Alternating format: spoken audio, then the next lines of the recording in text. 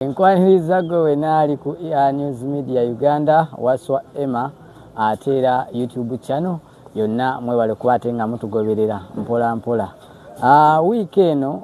bingi ebize bitambula ne week eri ewedde mu mawulire ate nga tulina omukulu omugwe bayita The Notorious 166 champion Juko.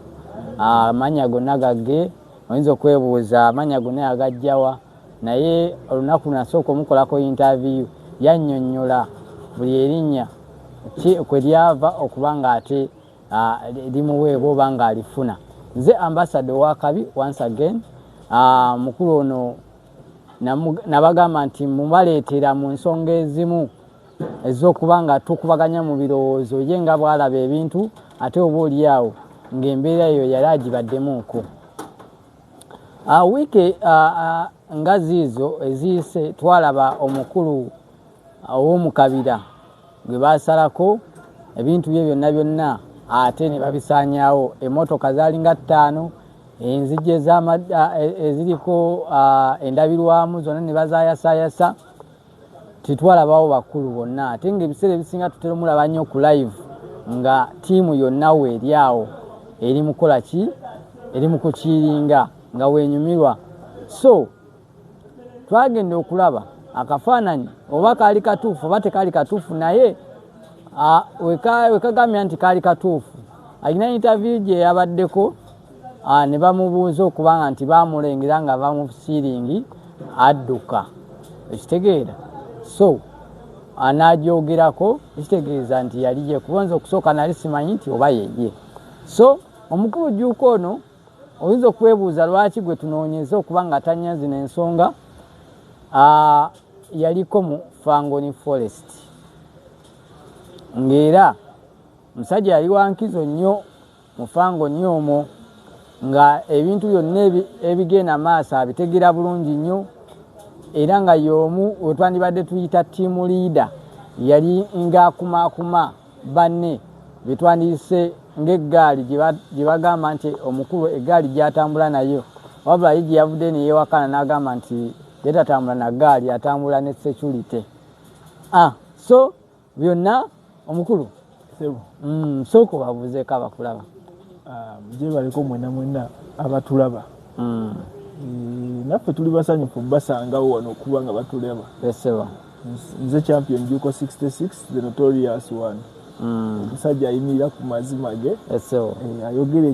ekituufu. Wemba ndi wakwogera njogera ekyo ekituufu. Wemba ndi wakusirika olw'olumu nsirika. Yesewo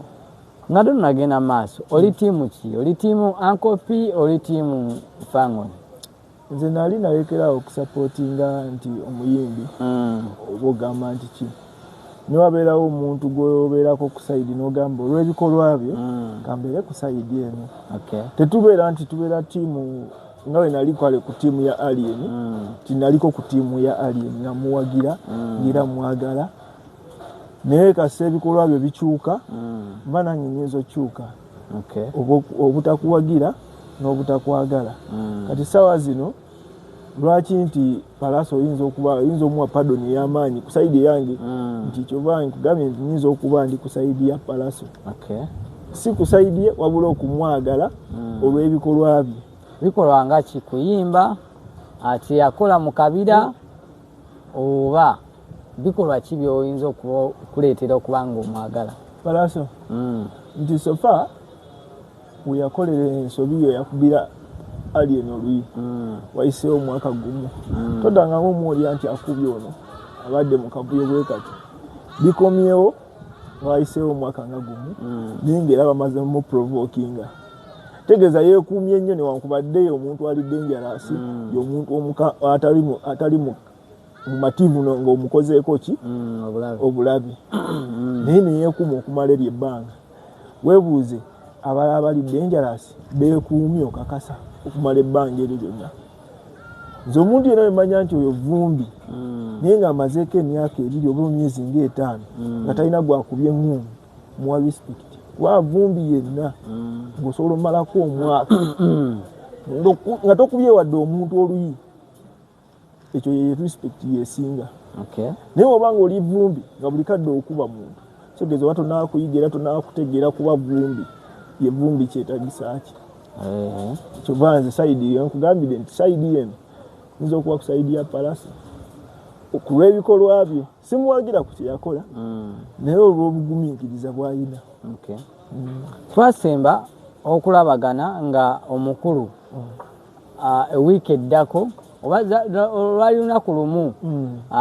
bbiri ndowooza omukulu ajje mu kooti aweerwe beyiro adde ewaka era mukwogera ku wali ogamba gwe tomwagaliza kukomera oyagala akoleki aveeyo naye nga kyosuubira nti wanaaba avuddeyo ajja kuba yeefumitirizeemu oba ajja kuba ayize nti munda ne wabweru waawasinga era nabiki byayizeeyo mundabayo bukyanga avaayo ebimu ebyamuleetera okuba nga asibibwa yayiga yakyusaamu oba yayongera bwongezi okuba nga ate anti kyova era nokuolwo nakugamba era nagamba abantu nti wanaaba tayize agenda kuba muzibu nnyo era yakomawo nga muzibu nnyo tegeeza teyayiga era okujjako eno saga ya Palaso yeyinza okuba nga emutegeeza nti kale fayina ekomera teryakukakkanya naye kati abantu bennyini bajja kukakkanya. Omanyi ffe mu ggeto kiba bwe kiti oyinza okuba nga oli mutwazi ng'otwala okomawo abantu ne batandika okumanya nti oyo nno mutwazi atwala bu TV obusimu ng'otwala womala okutwala sasala temala nekumanya nti kati gwe oli mutwazi era babakulina tujja mukuba tujja mukwata kati womala otwala eri wogenda mukomera webakusibamuuko bano boolekayo bagamba oba ovuddeyo bagamba wataterera mu layini ekiddako nno bagenda musaanyaawo bano boolekayo oba bayinza omugamba ti ate waaba avuddeyo agenda kuba muzibu nnyo boolese mukomera either settlement era gyolekayo mukomera zibanga 3 ne bagamba nti oyo agenda kukomawo gwe mulinde mu wiiki ng'emu agenda kuba akomyewo wano kati alien kyalimu beyalekayo bakimanyi saawa yonna either akomawo waata nga tatereezezaamu mukadde okusinziira kuva wali either agenda kuba muzibu nnyo oba kumugyawo okuvaawo yali already twakimanya naye kati saawa zakakati ali mu siteepu yakumeka ali ya wakati ya kusatu nti muzibu nnyo naye mukadde ako nga tonaakusisinkana muntu y'ekyayi nga wadde oba omubbo badde omukolako effujjo nga y'ekyayi fayini bakwatako n'omanya nti ye kati yasanga Palaso nga y'ekyayi era mukadde ke ya Palaso ke yakola Palaso yali y'ekyayi bwekyayi kuulya byakola n'agamba no abantu kabanjajinge mu ngeri obweki oba eki naye kankole kino. Mu statement ya Allen Skinny agamba nti ye okumuleka okukola ebyo byonna bye yakola ewaka yali kyali kitaasa ye nga Palaso nga kitaasa ye Palaso tekitaasa aliyeni kyali kitaasa ye Palaso oba oli awo naye kyali kimutaasaamuuko naye kyandisinze taasa Palaso kuba bandimukoze bubi nnyo nnyo nnyo nnyo. Abaali mukoze obubi lwaki tebaafuluma? Obuli awo yabakomandinga n'abagamba tebajja baleke bonoone bo bagende olwakubanga bajjako n'ekiro era we yagambidde nti yakuba n'essimu ng'agikubira poliisi naye lwakuba poliisi ndowooza egenda otuuka nga bakoze eki nga bavuddewo ebyo byonna byonna yeewala ebiyinza okuddirira singa abakomandinga ki amagye ge. Kati mu nsonga eyo yagambye yali atangira bo bali yokubira poliisi we yamala okubira poliisi tewali atagirabeeyo gundi tiwaliwo abayaayeyaye gamba kimu bapalaso bazze ne bakasuka amayinja ate waliwo abayaayeyaye statement ye yalibadde nnungi naye nga teyamba bo teyamba bapalaso eyamba ye kubanga ovanga ku muntu gwokozeeko effujjo eri weyagambye nti bakuseredde mu katale ate oyombesa ki kubo no gwe wamukolako effujjo ng'oli namba nene agamba omuyaaye ono twagala kumulaba nga naye waali ali ku kitebe kye nga yeesiga amaanyi ge tugende tulabe ayinza gwe teweereza musinga yavaayo baali badde bayonoona ebintu ebyo sanga tebandiyo tebasobola kwonoona palaso kyogamba ye asobola okujjawo n'alaba aliyeni ng'amaze ovaayo ng'owaaye lwaki mwonoona ebintu byange n'asigala ng'abyonoona kyogamba aliyeni teyaliwo waka yaliwo era yaviirayo mu bisando busando tewabulaba ng'avaayo waggulu mu siiringi naye omusiiringi eyo yali akolayo beekweka kubanga abayaaye we bajja babuuza erinnya eri aliwa awo vumbi yenna bakubino simanya nali nyamba mmwe vaayo gambe munjagaza ki mbakoze eki oba olina tolina musango kubanga tewali agenda kukubolede kamera zaaliwo olaba n'obutambi bwavaayo nga bwonoona tegeezaawo bwovaayo n'ogamba nabakoze eki aye nsooka ojje oba ati mukubemu nakasa kamera ziraba gwogamba nti kyali kitaasaye wabula Justin nti naye alimu fiya agamba naye nze nali mbagamba nti osobola okukola effujjo lyonna mabbali g'ekibuga ng'era maama wo tamanyi nti ki okola n'effujjo mwana wange mulungi tabikola ebyo olunaku effujjo ebalireeta mu nnyumba yo otegeera n'ogamba bulijjo nkola effujjo kati embeera omukulu gyali mu kuyitamu kyembuuza bwe twali mu kooti nga bamuwa bbeeyi baamugaana okuddamu okukola ekintu kyonna ekyefaananyiriza okuba nga kisobola okutyobola omuntu oba nga kisobola okuba nga kigwa mu bumenyi bw'amateeka kubanga baamusiba ng'amenya amateeka kiyali akola kyo kyali ki kubanga nalaba mu nkuuka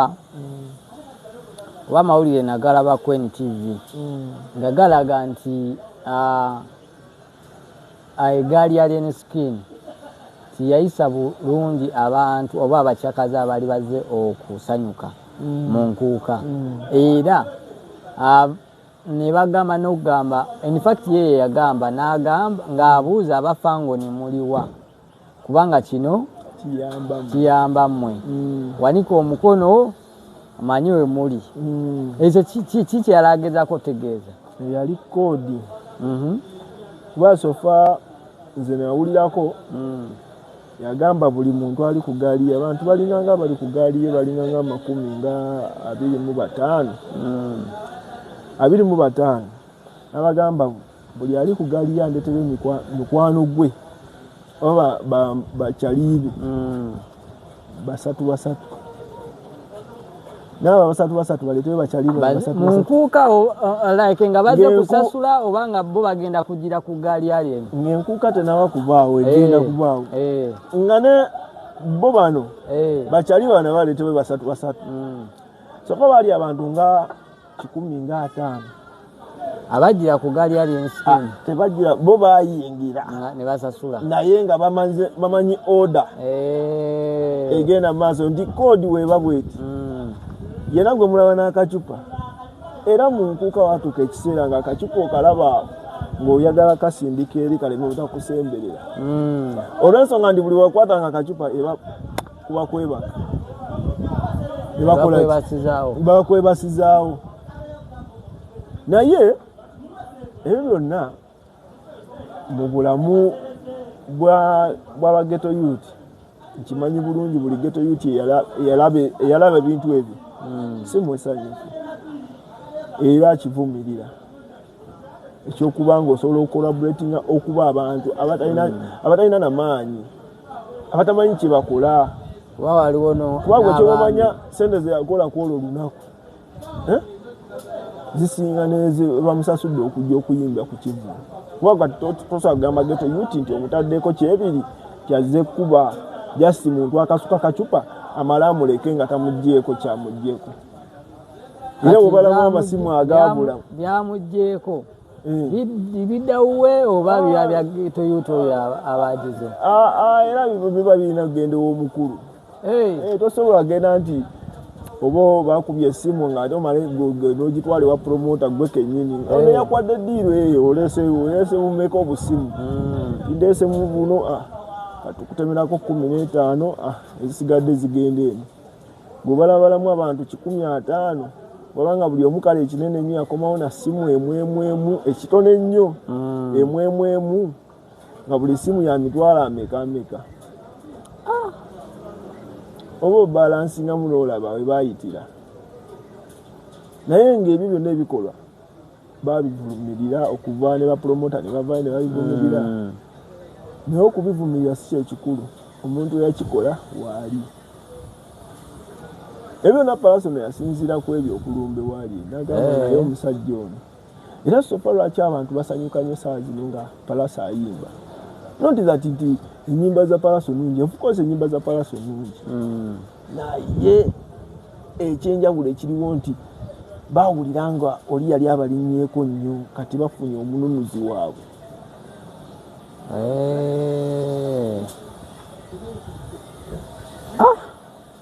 Alien Skin ye yakirirawo ku makya n'akolerawo oluyimba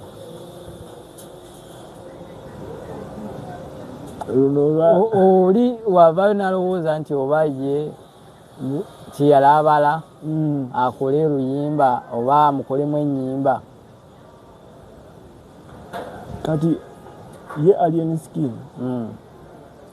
gwe womutunuliramu oba omulabye bubi oyinza ogamba omusajja omugezi awedde emirimu era nawulidde ne ku interview eyise one of the musajja mugezi oyo sebo mugezi ku basiru mugezi nnyo ku basiru lwaki andi nze wondeterayo statement ye okusinza ku gundi ye nga yagikoze nga ddala ogitunulamu nga kituufu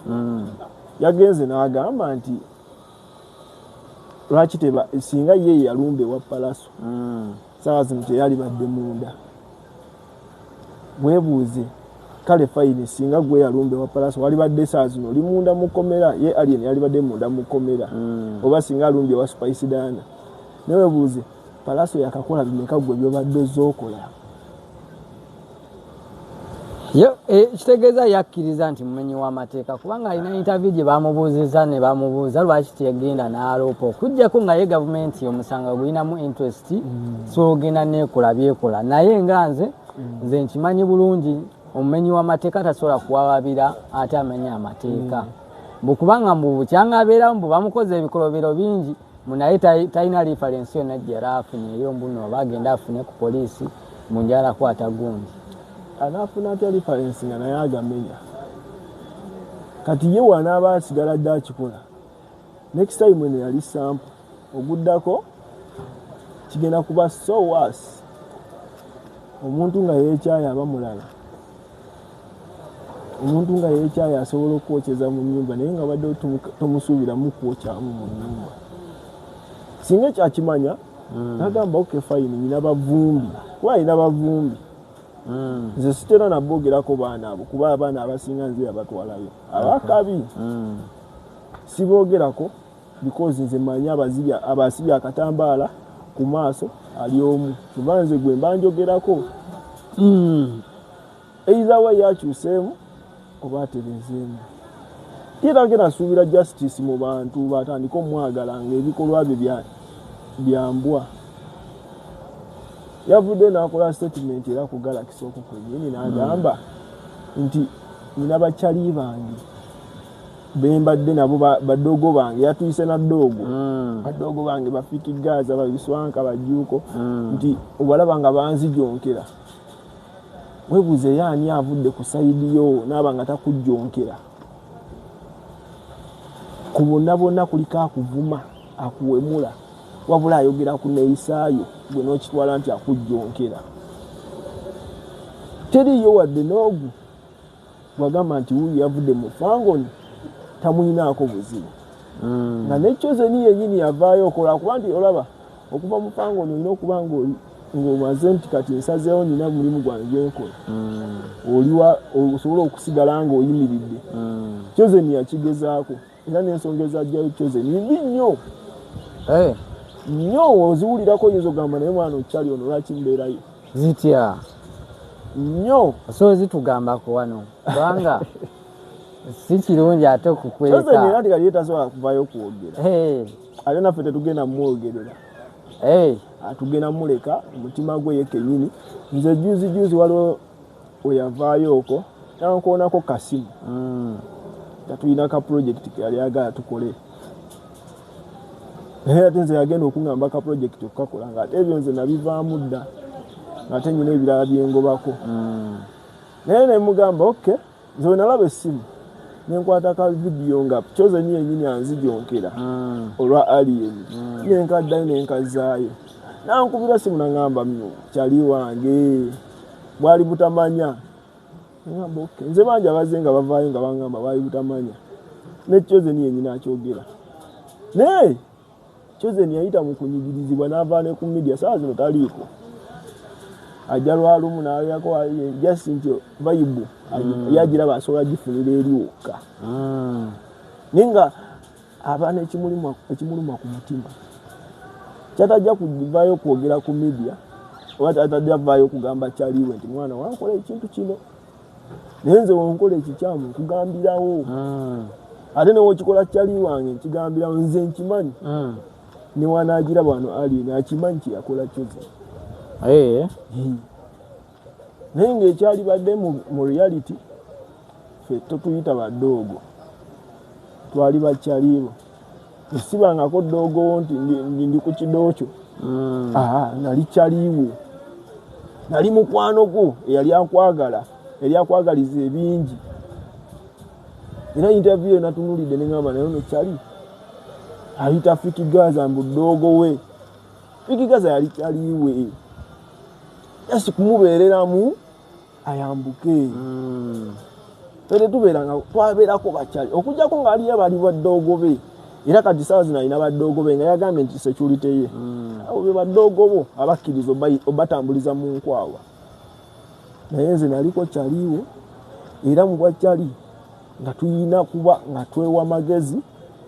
si kubeera nti ate gwe ateekayo wekka ebbanga kuba naffe twali tumaze okukolamu kubanga watuusanga ng'era abasinga ffennyini waggwe yatukubiranga amasimu yankubira essimu okujjayo nze nganze yankubira amasimu agawerako ng'ayita mu kookikeremeenti ne tufuuka bakyali nga tuvudde mu bino bye twali twemanya emabega waliwo bapromota beeyo Banda bavuddeyo ne baclaiminga nga bagamba nti Alien Skin sente ze bamuwanja mpitirivu oluvannyuma lw'okumutegeka omwaka guli oguwedde bamutegeka n'atajja omukulu champion Juuko 66 the notorious one ensonga badde agezako okuba nga azitaanya eyo endowooza ya Juuko si yange wabula nze nange mbadde mubuuza kusinziira ku bigenda maaso manyi we tubeera eri omusajja agamba oyina ebintu byagatta yakoze statement nti woba totegedde kyetegeeza takuyinaako obuzibu